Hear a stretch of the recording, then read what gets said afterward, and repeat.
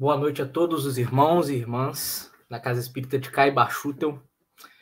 Queria, antes de começar, nosso estudo da noite, agradecer imensamente a oportunidade, a confiança de estar aqui, falando um pouquinho do que a gente vem buscando compreender. É sempre uma honra, eu gosto sempre de frisar isso, ter a oportunidade de falar, na Seara Espírita, falar em nome de Jesus.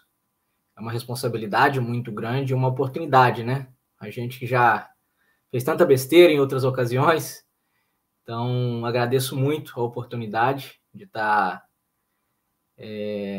resgatando, um pouquinho dos equívocos que a gente já cometeu no passado.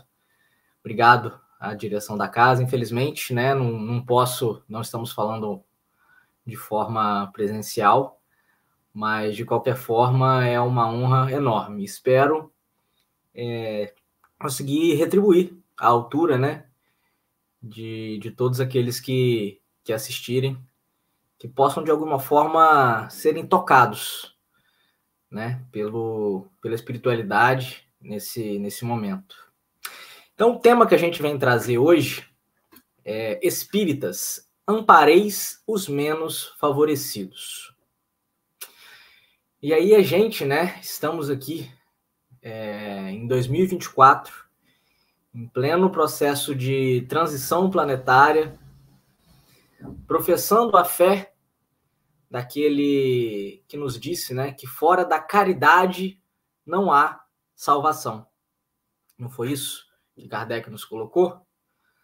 Logo, amparar os menos favorecidos para aqueles que professam o espiritismo, que tem como lema a caridade, não é só uma regra de conduta, Passa a ser uma questão de alinhamento com o propósito do espiritismo, Porque se a gente se diz espírita, se dizemos professar, dizemos seguir a religião espírita, porém nós não amparamos os menos favorecidos, e aí eu vou pedir, a oportunidade da gente expandir um pouco mais, esse questionamento e trazer um pouco das situações que a gente tem visto no nosso dia a dia também, para a gente refletir se realmente o nosso movimento espírita, se nós como indivíduos dessa grande engrenagem, chamado movimento espírita, se estamos de fato agindo conforme Kardec nos orientou. E o espiritismo nada mais é, do que o cristianismo redivivo, ou seja, questão 625 do Livro dos Espíritos, a menor resposta de toda a obra. Qual é o nosso modelo e guia? Jesus. Logo, além, do que nos orienta Kardec, nós precisamos seguir primeiramente Jesus, Jesus veio trazer a verdade, porém nós não estávamos prontos para receber essa verdade na sua totalidade, Como naquele diálogo dele com Nicodemos, em que ele tenta tratar um assunto que para ele seria uma coisa básica, como a reencarnação. Ele diz para Nicodemos, o homem não pode ver o céu se não nascer de novo. E Nicodemos, que na época era um expoente intelectual, um líder religioso daquela cultura, não conseguiu compreender essa passagem, que Jesus considerava básica. Ele questiona novamente a Jesus, mas como pode um homem voltar a ser jovem e entrar novamente na barriga de sua mãe, E Jesus, fala que se o homem não renascer da água e do espírito, ele não conseguirá ver o reino dos céus, E inclusive diz a Nicodemos, que se ele, que era uma sumidade, uma liderança intelectual daquela época, não poderia compreender passagens tão básicas, como ele poderia, de fato, falar das coisas celestiais para nós naquele momento. É claro que isso tudo que eu falei aqui, gente, eu falei com as minhas palavras, não tenho de mente gravado, letra por letra, aquilo que que está escrito no Evangelho, tampouco no Livro dos Espíritos, ainda estou iniciando minha caminhada, né?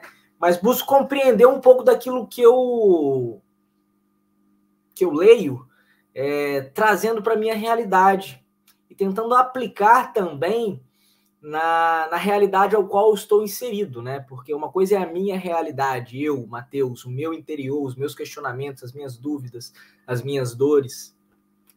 E outra coisa é a dor do coletivo, né? São as coisas que a sociedade tem exposto, né? Os questionamentos políticos que nós estamos vivendo. Porque viver o espiritismo não é só dentro dos templos religiosos, né? Ser espírita é ser espírita em todos os momentos da nossa vida. Então, nós não somos espíritas somente quando estamos dentro do centro espírita. Porque ser espírita é exatamente trabalhar em si mesmo, né? Qual que é o verdadeiro espírita? Lá no Livro dos Espíritos, aquele que se esforça por domar as suas más inclinações.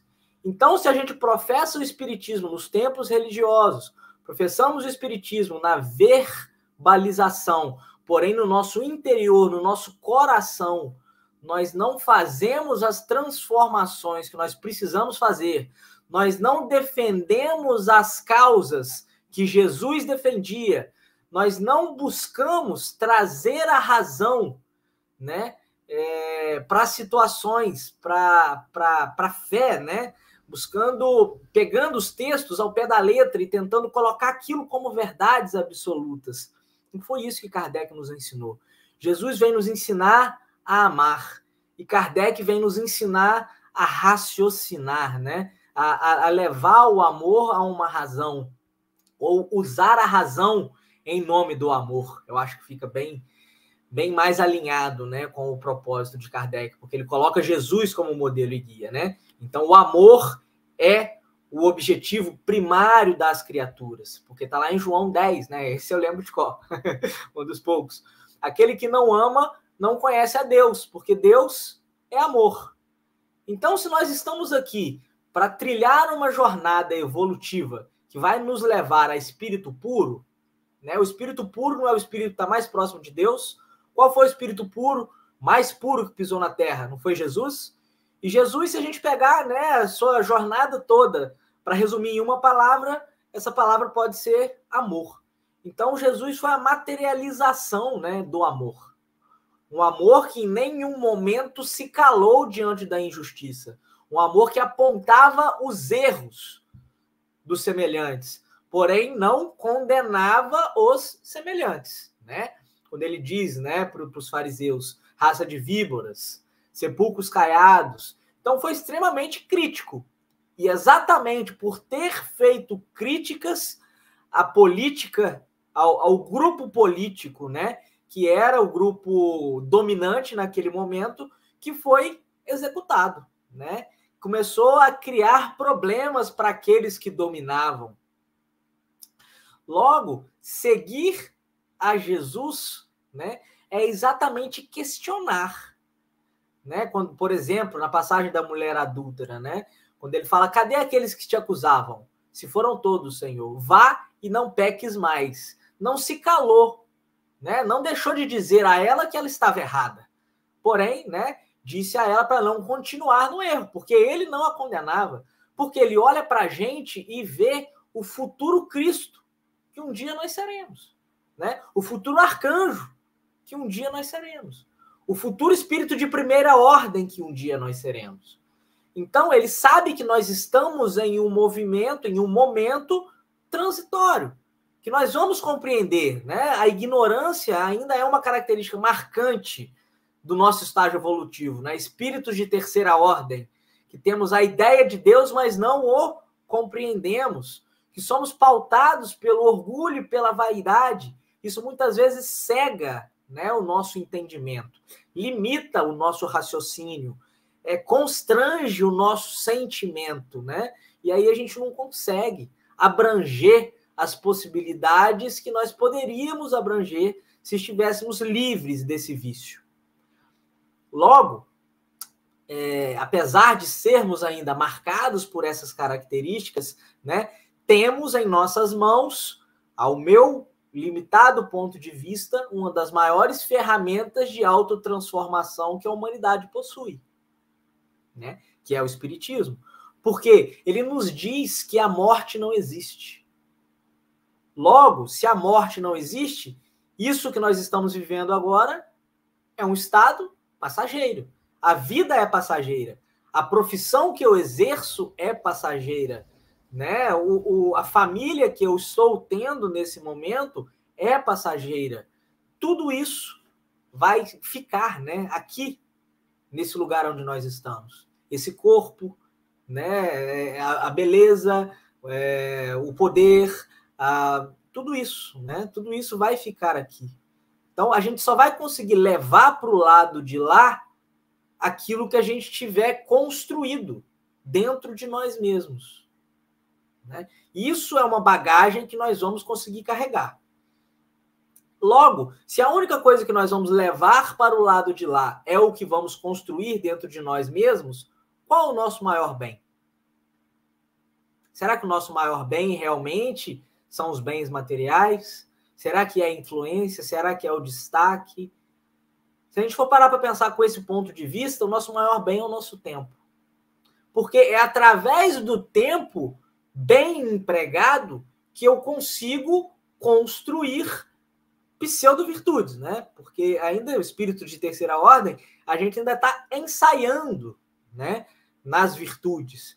Então, a gente ainda está testando, a gente ainda está sendo provado naquelas virtudes que nós já estamos desenvolvendo. E a gente está lutando para vencer aquelas vicissitudes que nós ainda carregamos. Ou deveríamos estar. E se a gente parar para pensar, né, que Jesus veio nos trazer, veio nos dizer que eu sou a verdade, o caminho e a vida. Ninguém vai ao Pai senão por mim. Logo, se o caminho que ele viveu foi o amor, e Kardec vem nos dizer que fora da caridade não há salvação, logo a caridade nos leva a amar, certo? Um pensamento lógico. E o amor vai nos levar à elevação. Então, será que a gente pode parar para pensar que a caridade nada mais é que o amor em movimento? E a gente consegue praticar essa que foi tida, né, como um lema da religião a qual nós professamos? Será que a gente está realmente amparando os menos favorecidos? Vamos pensar um pouquinho sobre isso? Amparar, né? Vamos começar para a gente tentar compreender, né, a frase.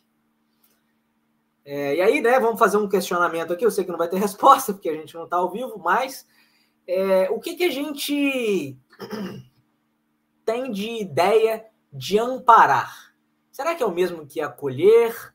O que vocês pensam sobre isso? Eu trouxe alguns sinônimos aqui para a gente pensar. Dar amparo a, não deixar cair, escorar, amparar um prédio, ele me amparou e não me deixou.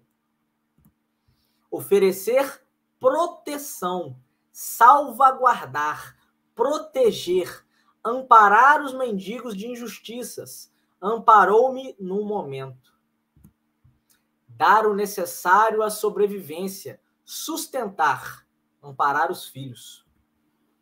Dar estímulo, incentivo, encorajar, amparar uma ideologia, uma campanha. E aí, gente? Complicou um pouquinho aqui, não complicou?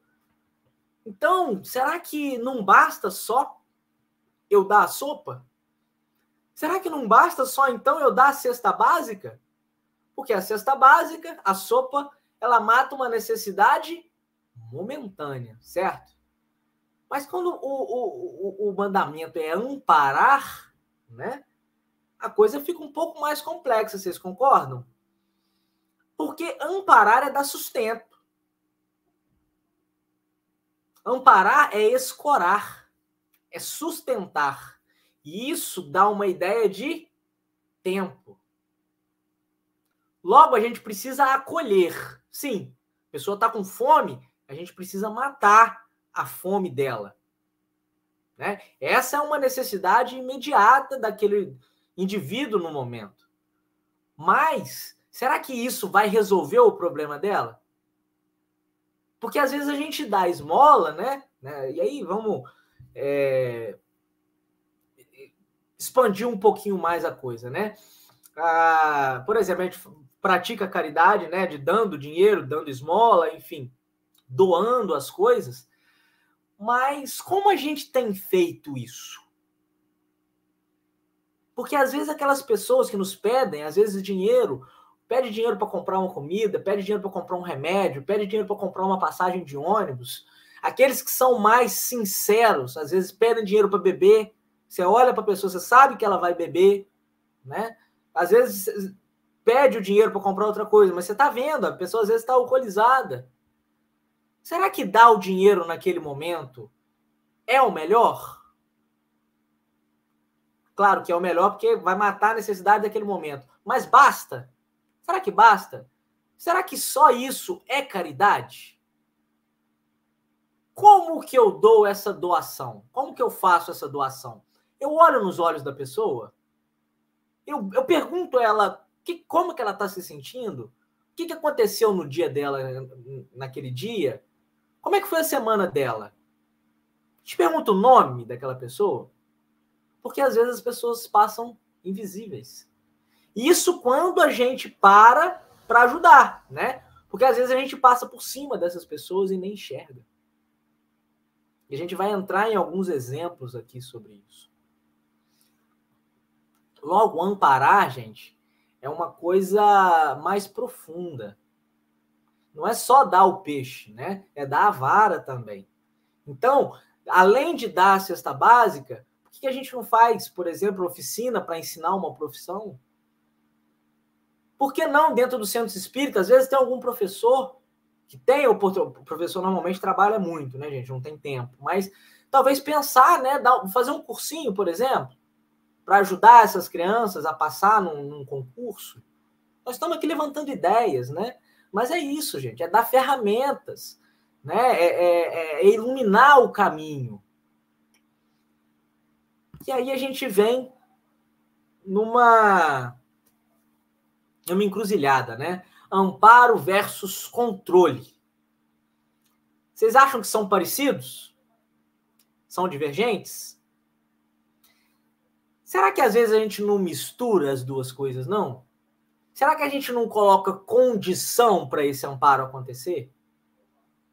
Né? Eu te amparo, né? Eu te dou o suporte para você se desenvolver, mas você precisa estar nesse caminho aqui, ó.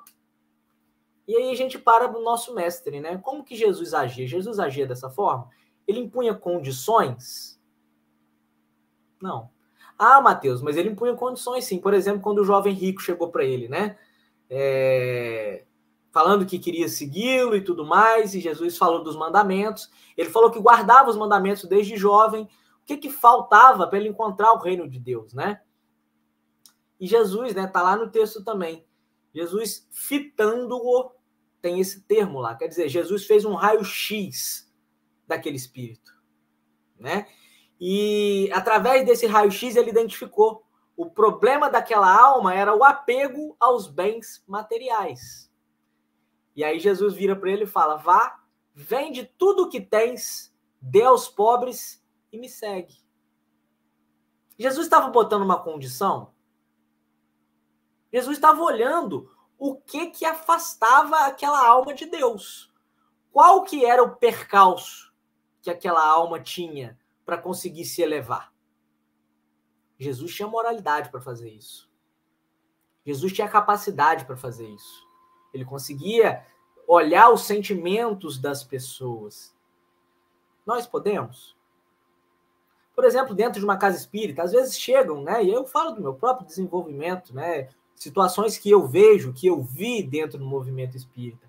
Às vezes pessoas que têm, né? Que entram no espiritismo e estão empolgadas, né? Você vê no olhar da pessoa que ela está empolgada.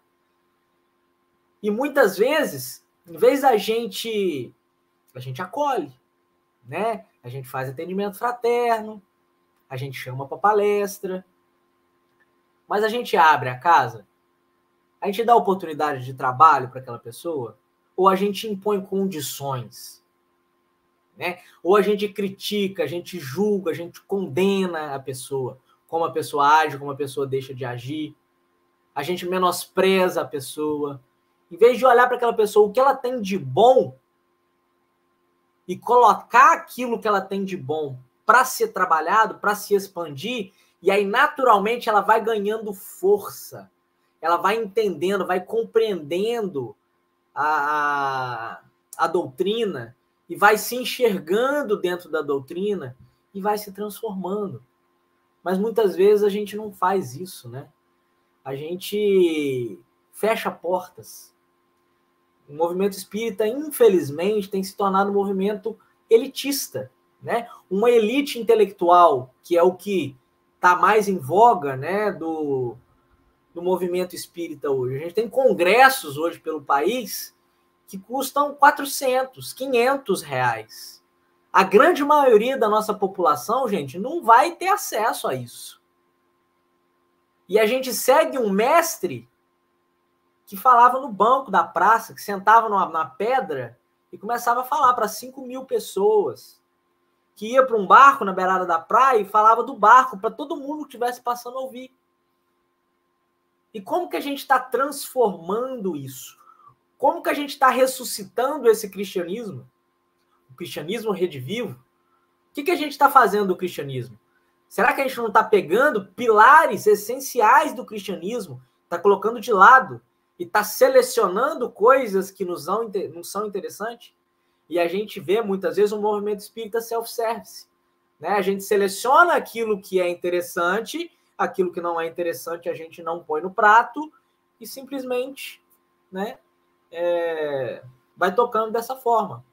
Eu gosto muito de observar a natureza. Sempre aprendo muito entrando na mata. E na mata tem uma regra, né? A grande maioria das árvores, tem algumas espécies que não, eucalipto, algumas espécies de eucalipto, por exemplo, elas têm uma coisa na folha que não deixa outras aves nascerem por baixo dela. Mas na grande maioria tem uma árvore grande, frondosa, e centenas, milhares de outras árvores, outras plantas por baixo dela, né? E aí, em um certo momento, quando a natureza entende que é um momento, vem uma chuva, vem um temporal, aquela árvore frondosa, velha, que já estava carcomida pelos cupins, tomba, e aí várias outras já estão prontas para poder assumir, né, a sucessão na natureza, né? A gente chama isso de sucessão ecológica. Por exemplo, nesse exemplo que a gente dá do eucalipto, né, que não deixa outras árvores nascerem por baixo dela.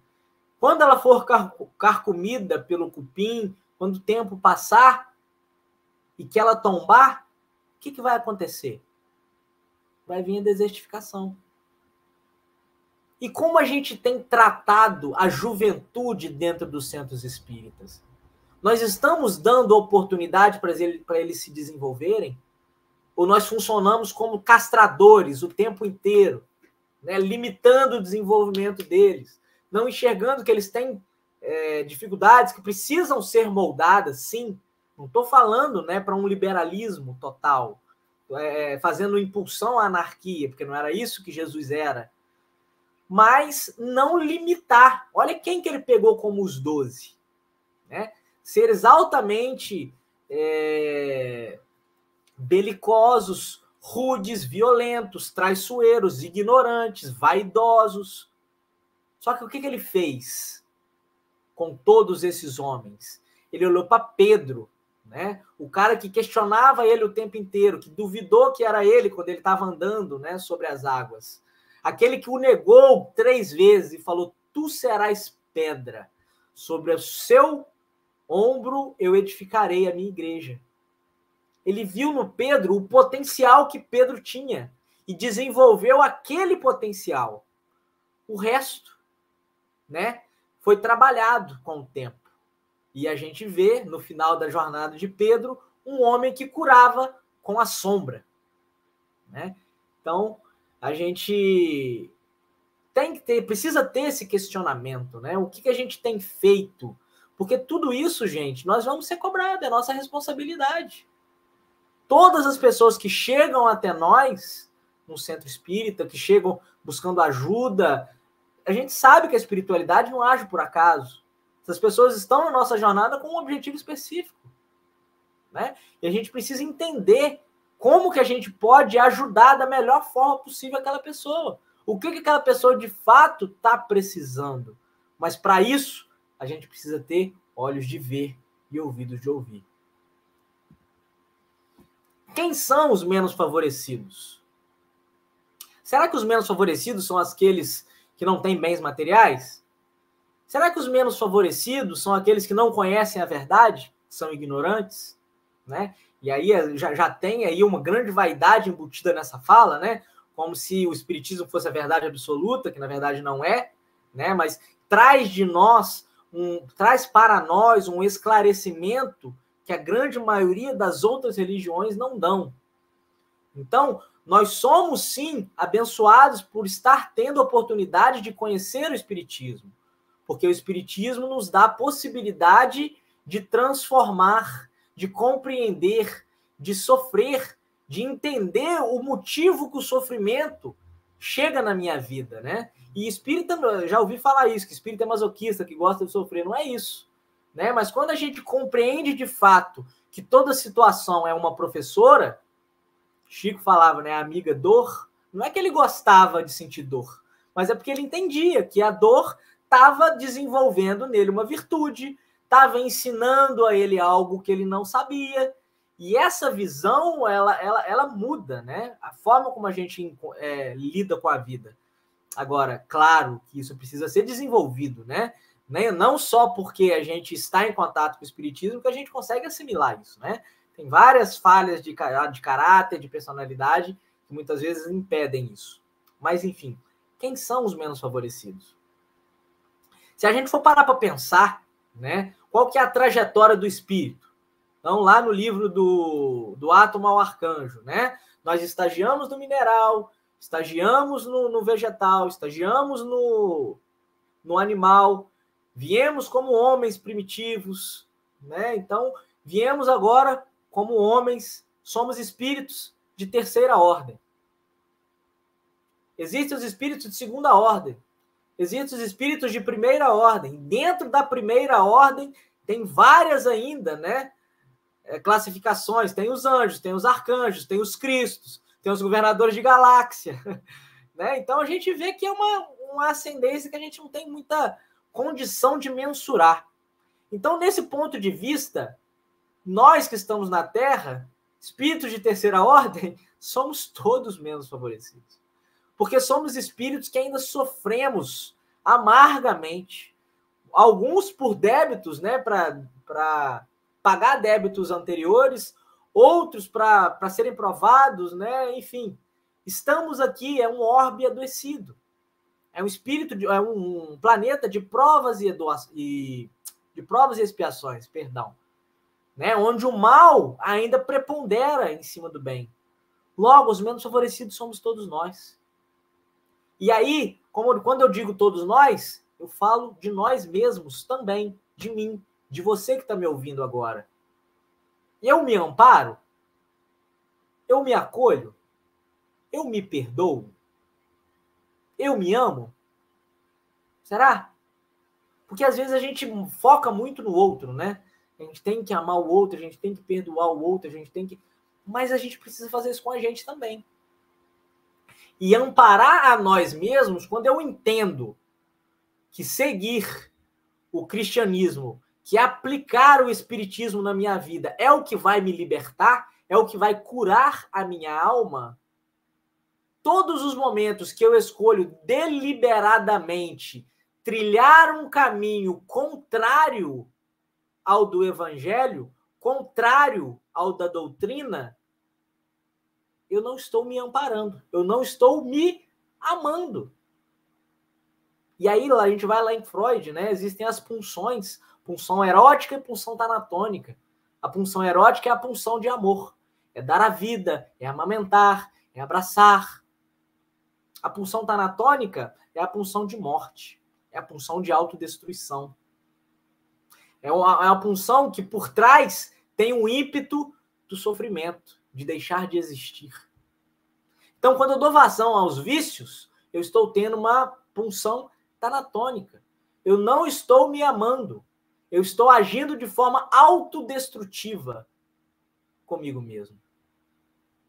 E alguém dá para o outro aquilo que não tem em si mesmo? Logo, como eu vou conseguir amar a Deus sobre todas as coisas? E aí começa, se eu amo a Deus sobre todas as coisas, eu faço a vontade dele, primeiro, depois a minha. E amar ao próximo como a si mesmo. Como que eu vou amar a Deus sobre todas as coisas, fazer a vontade dele primeiro que a minha, se eu não consigo nem me perdoar? Se eu não consigo nem me amar, que dirá amar meu semelhante? E aí lá em Mateus, capítulo 5, item 3. Por pobre de espírito, Jesus não entende os baldos de inteligência, mas os humildes.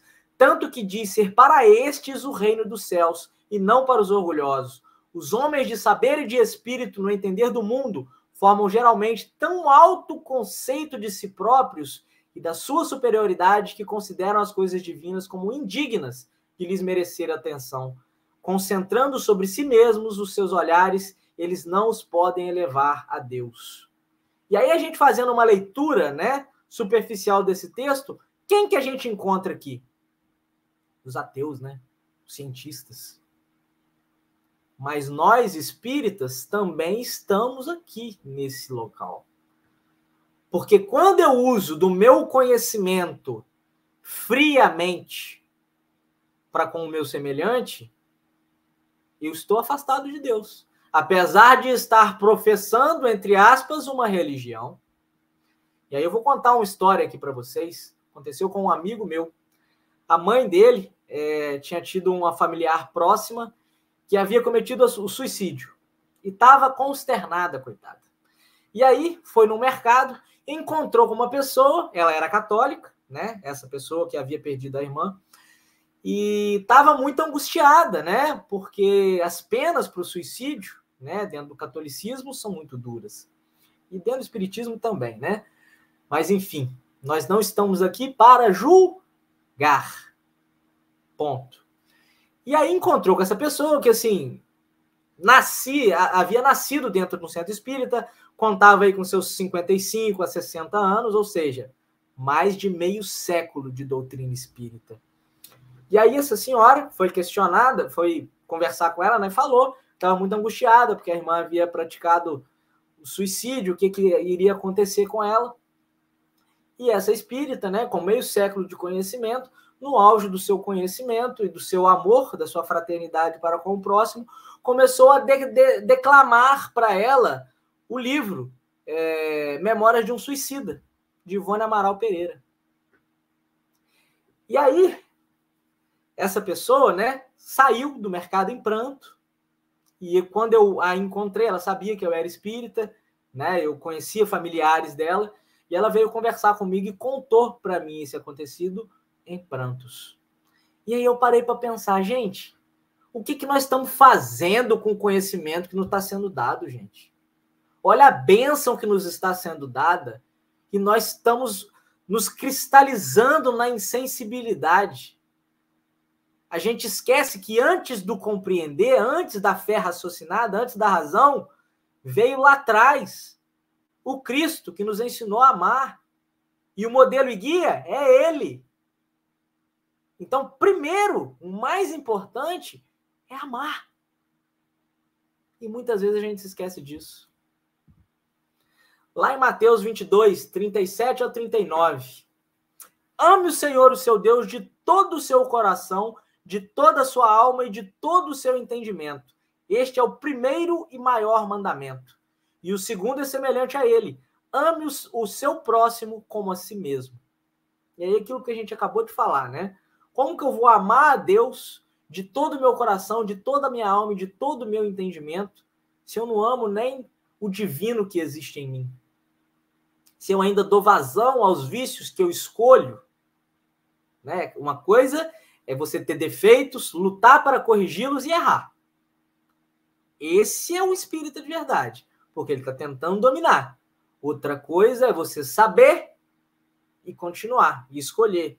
Ou você não querer olhar para você mesmo, para não identificar em você a falha e logo aquilo que não vejo, né? Eu não fiz. Então, e aí a gente permanece, né? Na síndrome de Gabriela. Eu nasci assim, você sempre assim, vou morrer assim, Gabriela. E a gente perde a oportunidade de autotransformação, né? Porque é um presente, gente. A gente está tendo o espiritismo no momento de transição planetária, como nós estamos vivendo, é um presente, é uma oportunidade, assim, ímpar de autotransformação.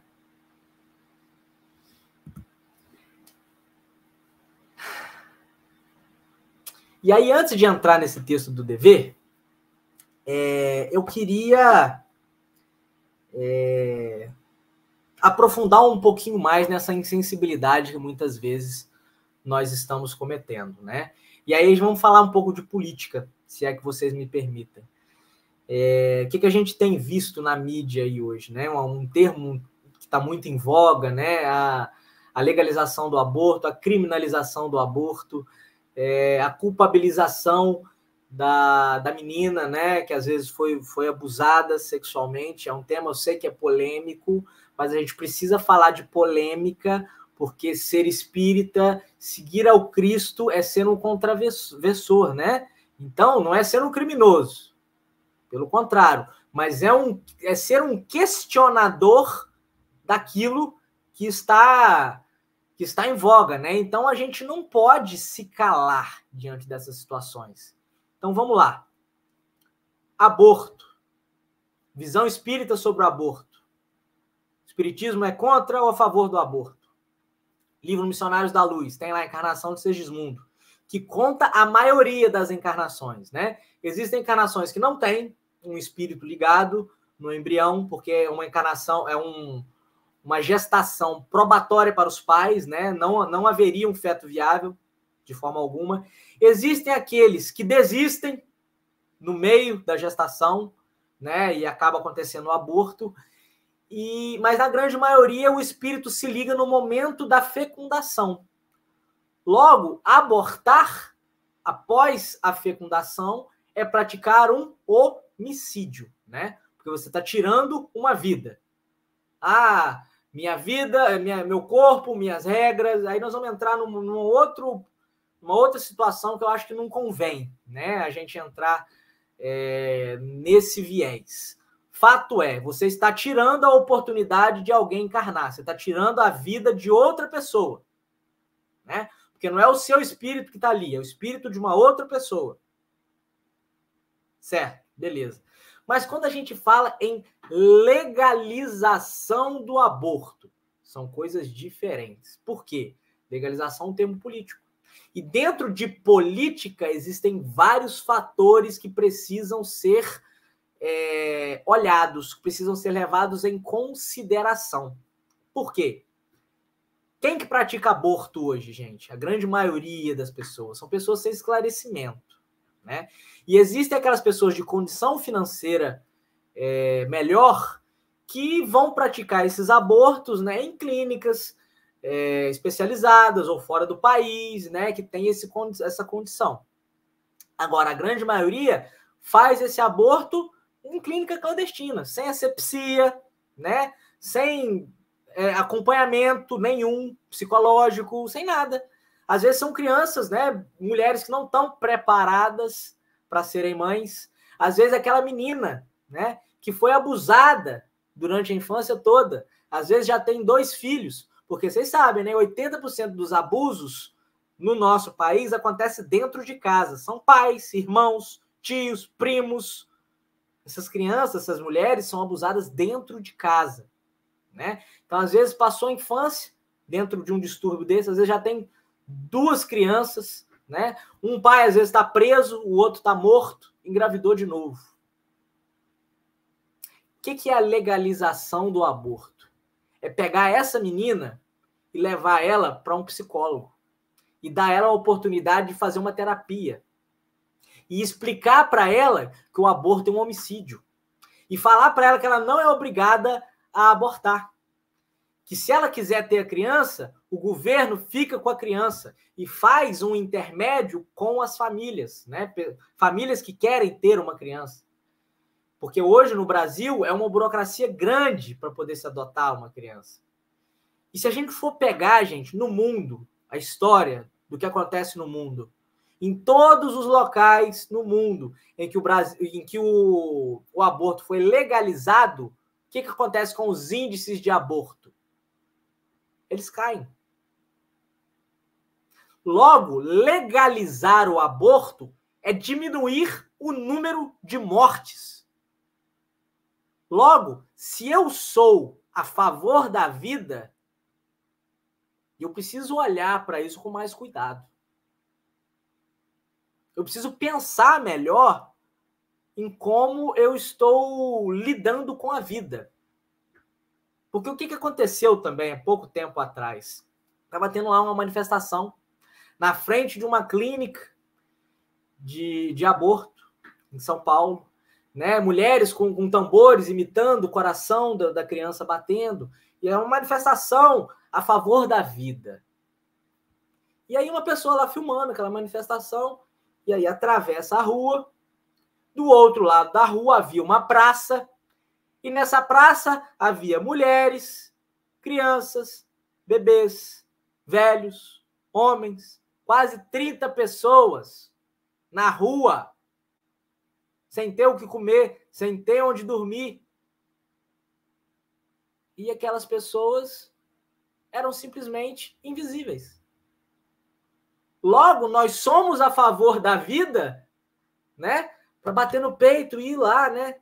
A vida de quem... Na verdade, aquelas pessoas elas estavam muito mais preocupadas em julgar aquelas mulheres que estavam indo ali para praticar esse aborto do que realmente em preservar a vida. Porque a vida daquele que já nasceu é menos importante do que o que não nasceu ainda. Então, Deus faz acepção. Tem melhores, né? E aí a gente para pensar, né?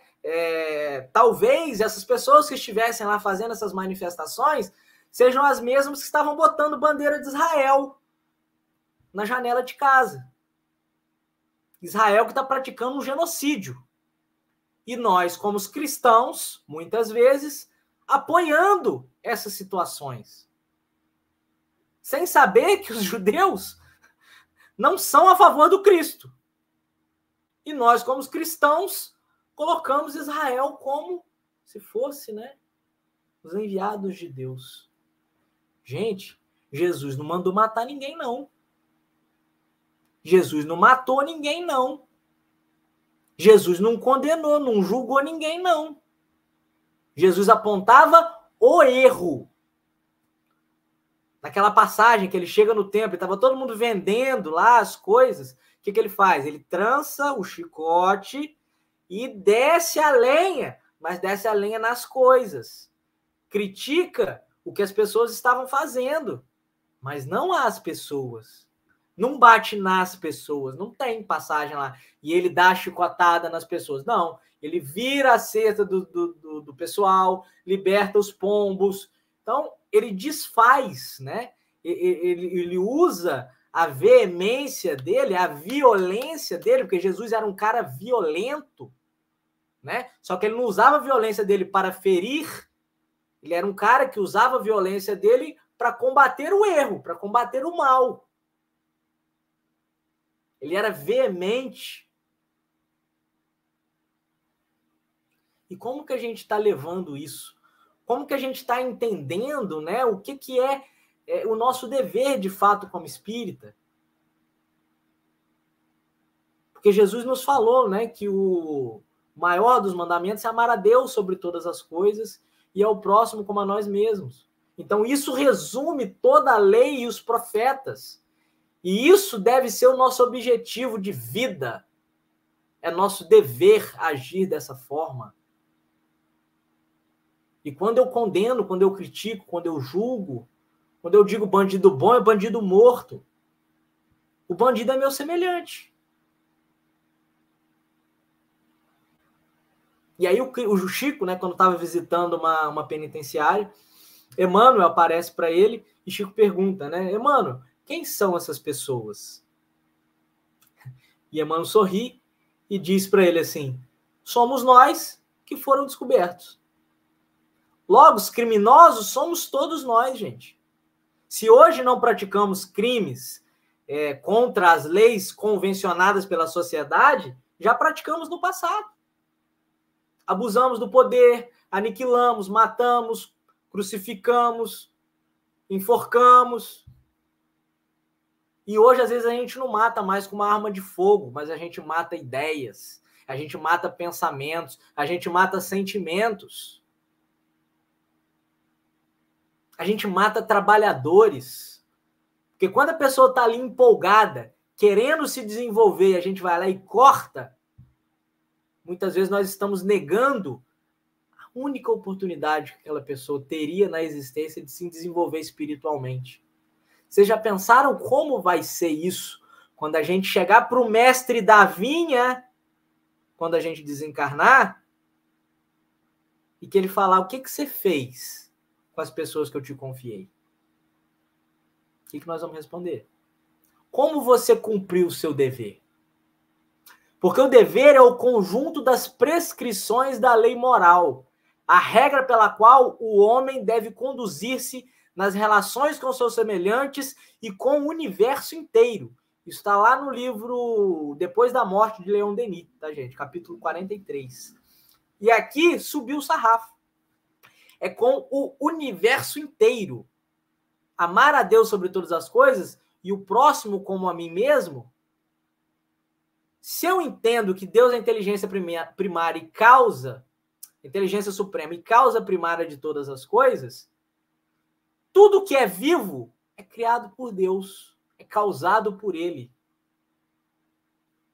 E se eu poluo, se eu não me preocupo com os rios, se eu jogo lixo no chão, se eu me calo diante do desmatamento da Amazônia, se eu pratico, incentivo esse desmatamento,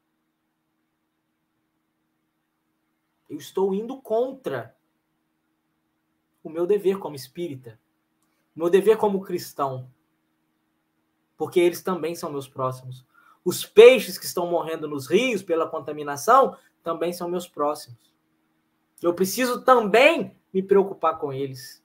Figura nobre e santa, o dever paira acima da humanidade.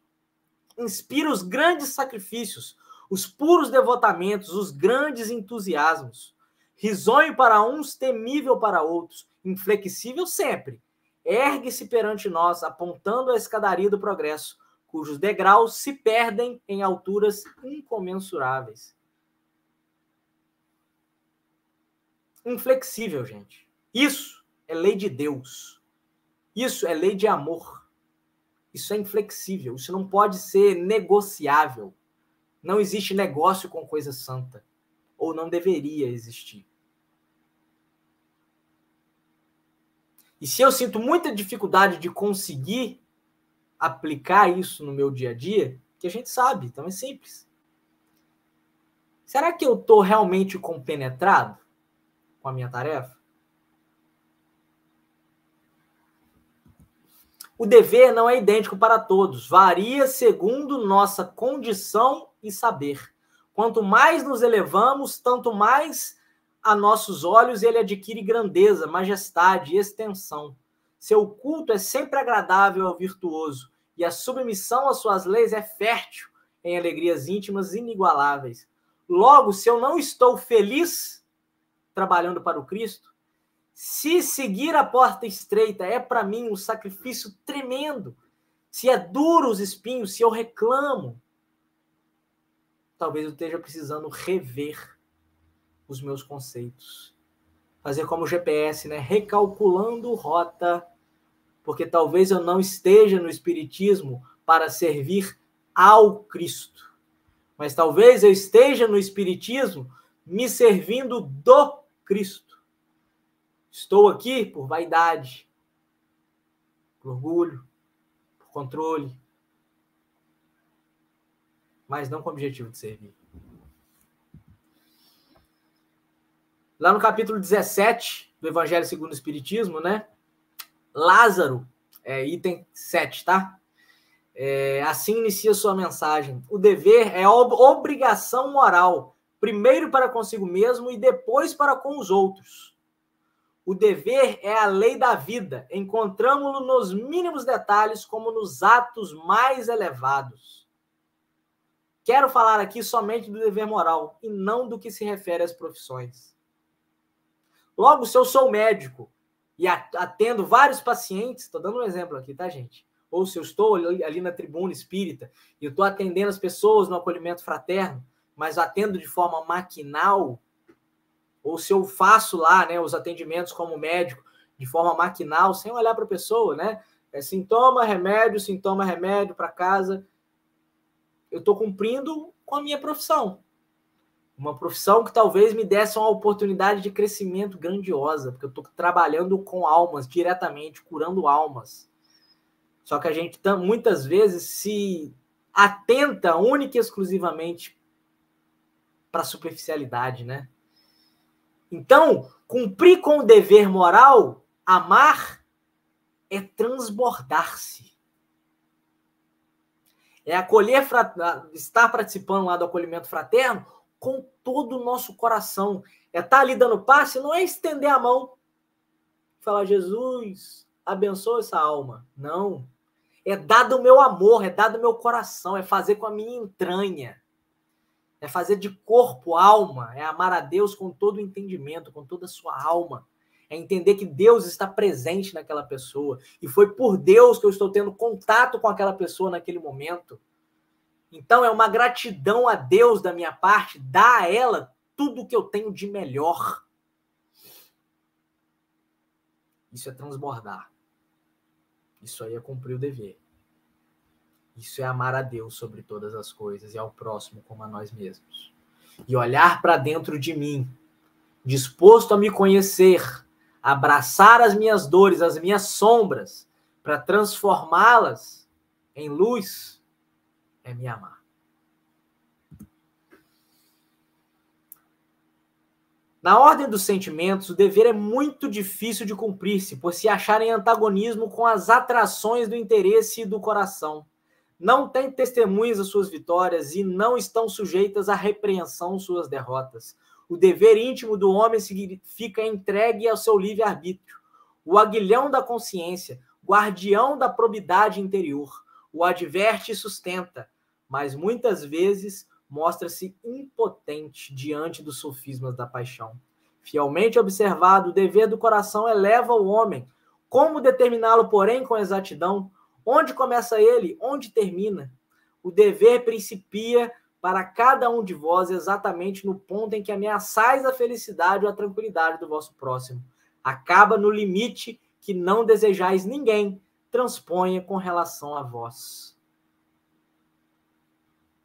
Cumprir o nosso dever, gente, é um compromisso com a nossa consciência.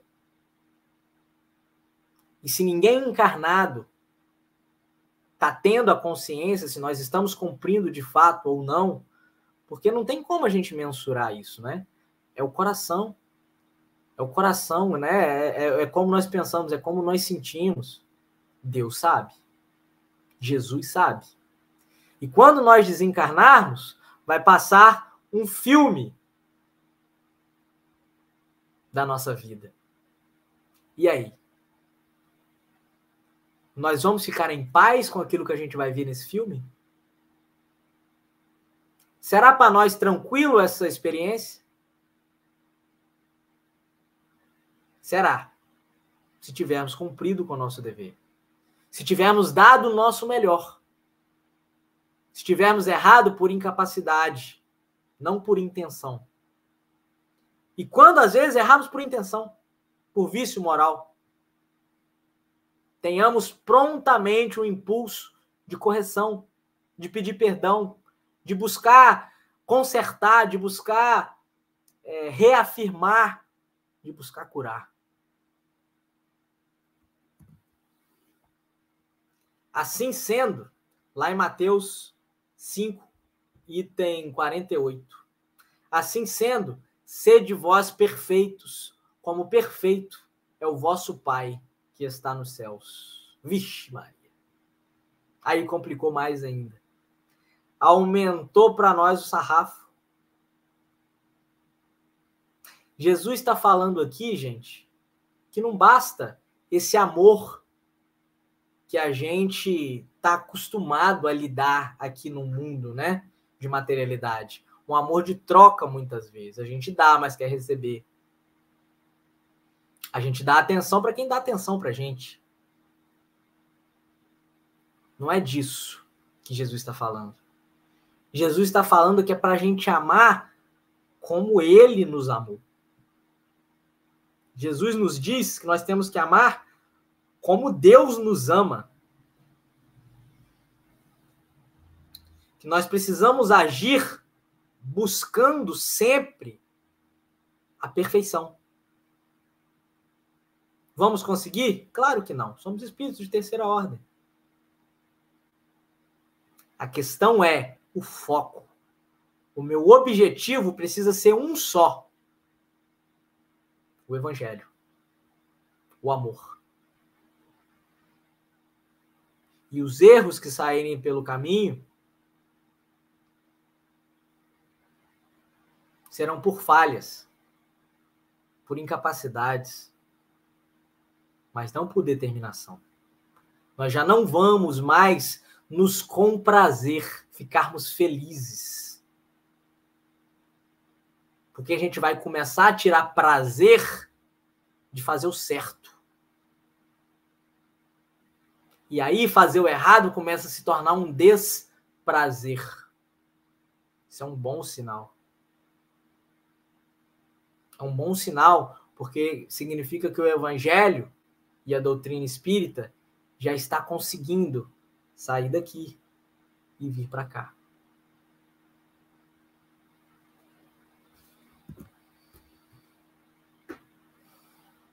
E aí, às vezes, a gente se pergunta, né? Quando que a gente vai conseguir amar de fato nessa superioridade? Quando que Jesus nos diz, né? Parece uma distância muito grande. E aí ele vem trazer para a gente aqui, ó. Em verdade vos digo que quando fizestes a um destes meus pequeninos irmãos, a mim o fizestes. Logo, quando eu nego apoio, logo, quando eu nego amparo àquele que está em dor e em sofrimento, eu estou negando amparo ao Cristo. Logo, quando eu condeno aquele que errou, eu estou condenando ao Cristo. Então, gente, que a partir de hoje, ou que de alguma forma isso tenha tocado a alguém, já fico muito satisfeito. Mas que nós possamos caminhar mais conscientes, tendo mais clareza de qual é o nosso objetivo, tendo a certeza de quem é o nosso mestre, tendo a clareza de qual é o exemplo que eu devo seguir. E que nós possamos, do acordar ao amanhecer, buscarmos ser melhores. Buscando amar um pouco mais. Buscando compreender um pouco mais.